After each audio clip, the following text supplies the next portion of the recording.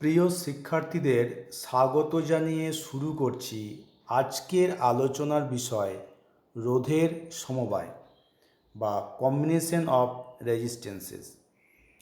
একাধিক রোধকে যুক্ত করে সার্কিটে ব্যবহার করাকে বলা হচ্ছে রোধের সমবায়। এর বিভিন্ন পদ্ধতি রয়েছে: সিরিজ কম্বিনেশন বা শ্রেণী সমবায়, প্যারালাল কম্বিনেশন বা সমান্তরাল সমবায় ইত্যাদি। প্রথমে আসি শ্রেণী সমবায় বা সিরিজ কম্বিনেশন। ছবিতে আমরা দুটি বাল্বকে শ্রেণী সমবায়ে যুক্ত করেছি। এই সমবায়ের বৈশিষ্ট্য হচ্ছে এখানে তড়িৎ প্রবাহের একটা পথেই তড়িৎ প্রবাহ হচ্ছে। দুটি বাল্বের মধ্য দিয়েই সমান পরিমাণ তড়িৎ প্রবাহ হয়। দ্বিতীয় ছবিতে আমরা দেখতে পাচ্ছি দুটি বাল্বের মধ্য দিয়ে একই পরিমাণ একই প্রবাহ যাচ্ছে।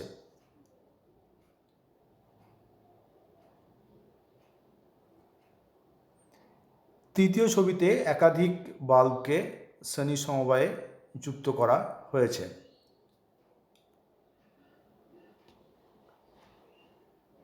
এখানে তিনটি বাল্বকে শ্রেণী সমবায়ে যুক্ত করা হয়েছে। একটি সুইচ লাগানো হয়েছে। সুইচ অন করলে বাল্ব তিনটি জ্বলছে, আবার সুইচ অফ করলে বাল্ব তিনটি বাল্বই অফ হয়ে যাচ্ছে। শ্রেণী সমবায়ের ক্ষেত্রে প্রত্যেকটি বাল্বকে পৃথক পৃথক সুইচ ব্যবহার করে আলাদা করে অফ বা অন করা যায় না। প্রত্যেকটা বাল্বকে ইচ্ছামতো অফ অন করতে পারি না পৃথক পৃথক সুইচ ব্যবহার করে। অফ করলে প্রত্যেকটা বাল্বই অফ হয়ে যাবে, অন করলে প্রত্যেকটা বাল্বই অন হবে। এটা হচ্ছে শ্রেণী সমবায়ের একটি অসুবিধা। এখানে তিনটি বাল্বকে শ্রেণী সমবায়ে যুক্ত করা হয়েছে। যদি এই তিনটি বাল্বের মধ্যে যে কোনো একটি বাল্বকে খুলে না হয় তাহলে তিনটি বাল্বই অফ হয়ে যাবে, কারণ পথ বন্ধ হয়ে যায় বা বর্তনী ছিন্ন হয়।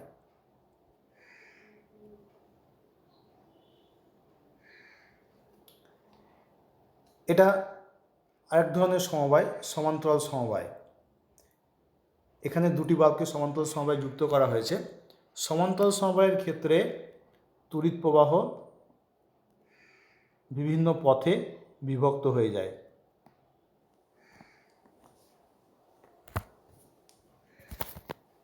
একাধিক পথ, এখানেও পরের ছবিতে আমরা দেখতে পাচ্ছি যে একটা বাল্বের মধ্য দিয়ে দুটি পথে তড়িৎ প্রবাহ ভাগ হয়ে যাচ্ছে।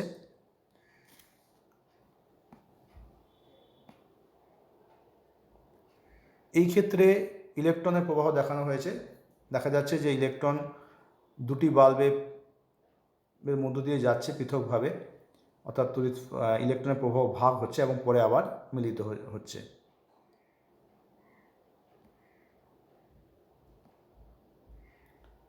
এখানে তিনটি বাল্বের সমান্তরাল সমবায় দেখানো হয়েছে। 6 অ্যাম্পিয়ার টোটাল কারেন্ট, তিনটে বাল্বে 2 অ্যাম্পিয়ার 2 অ্যাম্পিয়ার 2 অ্যাম্পিয়ার করে ভাগ হয়েছে। এখানে তিনটি বাল্ব একই রকম হওয়ার জন্য সমান পরিমাণ তড়িৎ প্রবাহ পাচ্ছে।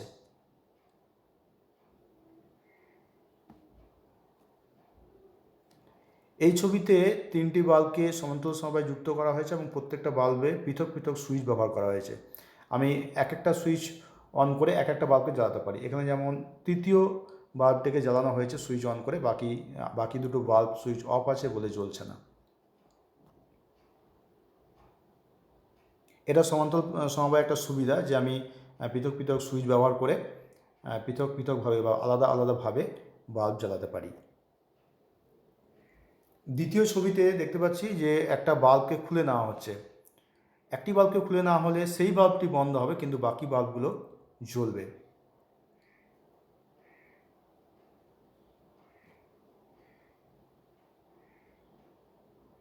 একটা বাল্ব কেটে গেলে বা ফিউজ হয়ে গেলেও অন্য বাল্বগুলো জ্বলবে। আবার ফিরে আসছি শ্রেণী সমবায়ে। এখানে তিনটে এলইডি বাল্বকে শ্রেণী সমবায়ে যুক্ত করা হয়েছে। তো একটি বাল্বের নেগেটিভ টার্মিনালের সঙ্গে অন্য বাল্বের পজিটিভ টার্মিনাল এইভাবে পর শিকলের মতো যুক্ত রয়েছে। এটাই হচ্ছে শ্রেণী সমবায়। তিনটে রোধকে এখানে শ্রেণী সমবায়ে যুক্ত করে দেখানো হয়েছে। একটা রোধের দ্বিতীয় প্রান্তের সঙ্গে অন্য একটি রোধের প্রথম প্রান্ত এইভাবে পরপর যুক্ত রয়েছে। এখানেও তিনটে রোধকে শ্রেণী সমবায়ে যুক্ত করা দেখানো হয়েছে। এখানে সিম্বল বা প্রতীকের সাহায্যে রোধগুলিকে দেখানো হয়েছে। তিনটে রোধ R1, R2, R3 শ্রেণী সমবায়ে যুক্ত। এখানে A, B, C, D চারটে বিন্দু দেখানো হয়েছে। এ এবং বি প্রান্তের বি বিন্দুর মধ্যে R1 রোধ, বি এবং সি বিন্দুর মধ্যবর্তী অংশে R2 রোধ এবং সি এবং ডি বিন্দুর মধ্যবর্তী অংশে R3 রোধ যুক্ত করা রয়েছে।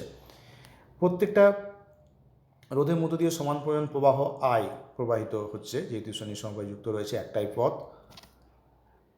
তো আমরা তাহলে ওহমের সূত্র অনুযায়ী বলতে পারি VA minus VB equal to R1I। এ এবং বি প্রান্তের মাঝে R1 রোধ, প্রবাহমাত্রা I, সুতরাং বিভব প্রভেদ VA minus VB equal to R1I। অনুরূপে VB minus VC equal to R2I এবং VC minus VD equal to R3I এটা বলতে পারি। এবং এই তিনটি সমীকরণ যদি আমি একত্রে যুক্ত করি তাহলে কি পাবো? দেখা যাবে এই মাইনাস ভিবির সাথে প্লাস ভিবি, মাইনাস ভিসির সাথে প্লাস ভিসি কেটে যাচ্ছে এবং পড়ে থাকছে VA মাইনাস VD এবং ডান দিকে I কমন চলে আসছে এবং R1 plus R2 plus R3 পাওয়া যাচ্ছে। এভাবে সমীকরণ 1 পেয়ে গেলাম। এখন এই তিনটি রোধ R1, R2 এবং R3 এর পরিবর্তে যদি একটি মাত্র রোধ ব্যবহার করা যায়, এখানে ছবিতে RS, যাতে করে আগের মতো যে বিভব প্রভেদ VA মাইনাস VD, মানে টোটাল বিভব প্রভেদ আগের ছবিতে যেটা দেওয়া হয়েছিল তিনটে রোধে, সেই টোটাল বিভব প্রভেদ যদি একটা মাত্র রোধে RSকে দেওয়া যায় এবং যদি প্রবাহ মাত্রা সেম হয়, একই হয় I, তাহলে এই একটি মাত্র রোধ RSকে বলবো ওই তিনটে রোধ R1, R2 এবং R3 এর তুল্য রোধ। তো তুল্য রোধ তাহলে বলতে কি বোঝায়? যদি একাধিক রোধের পরিবর্তে একটি মাত্র রোধ ব্যবহার, এমনভাবে একটি মাত্র রোধ ব্যবহার করব যাতে করে ওই একাধিক রোধের সমপরিমাণ মানে সমতুল্য হয় একটি মাত্র রোধ, অর্থাৎ একই বিভব প্রভেদ দিয়ে যদি একই প্রবাহ পাওয়া যায়। তো এখানে RS হচ্ছে R1, R2 এবং R3 রোধের তুল্য রোধ। তো এই ক্ষেত্রে আমরা দ্বিতীয় ছবি থেকে এবং ওহমের সূত্র অনুযায়ী পেতে পারি VA minus VD equal to RSI। এটাকে সমীকরণ 2 লিখলাম। এখন সমীকরণ 1 এবং সমীকরণ 2 যদি তুলনা করি তাহলে কি পাবো? তুল্য রোধ RS equal to R1 plus R2 plus R3। এই হচ্ছে তুল্য রোধের সাথে রোধগুলির মধ্যে সম্পর্ক। এখন একটা অঙ্ক করা যাক। 3 ওহম, 5 ওহম এবং 6 ওহম রোধকে যদি শ্রেণী সমবায়ে যুক্ত করা হয় তাহলে তুল্য রোধ করা হবে। অর্থাৎ এই তিনটে রোধের পরিবর্তে কোন একটি রোধ ব্যবহার করলে এই একটি মাত্র রোধ এই তিনটে রোধের সমতুল্য হবে।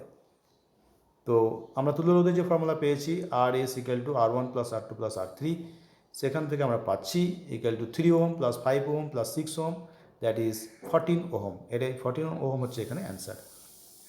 তো দেখা যাচ্ছে এখানে তুল্য রোধ যেটা পেলাম 14 ওহম, এখানে তিনটে রোধের থেকেও কিন্তু বড় এই 14 ওহম। অর্থাৎ আমরা শ্রেণী সমবায়ে যে তুল্য রোধ পাই সেটা সবথেকে বড় রোধের থেকেও বড় হয়, গ্রেটার দেন দ্য গ্রেটেস্ট। সবথেকে বড় রোধ এখানে 6 ওহম, 6 ওহমের থেকেও তুল্য রোধ অর্থাৎ 14 ওহমটা বড়, বৃহত্তম অপেক্ষা বৃহত্তর।